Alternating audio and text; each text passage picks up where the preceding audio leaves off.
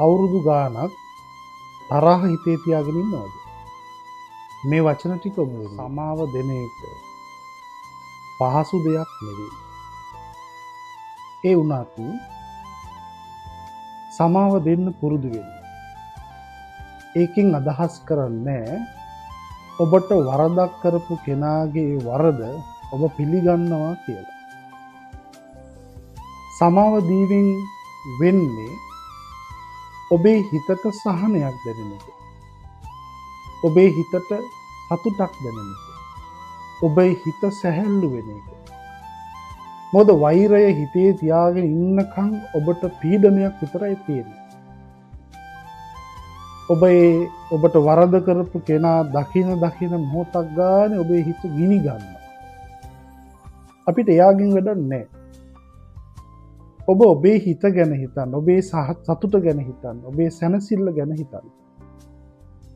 ඒ නිසා ඒ වෛරය හිතේ තියාගන්න නැතුව හිත සැහැල්ලු කරගන්න එයාට සමාව දෙන්න.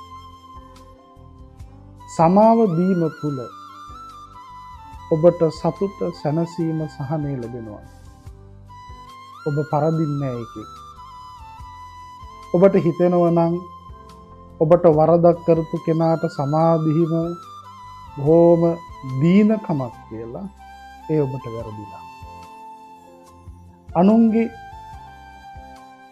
සතුටවත් අනුන්ගේ දේවත් නෙමෙයි අපිට වටින්නේ, තමන්ගේ සතුට.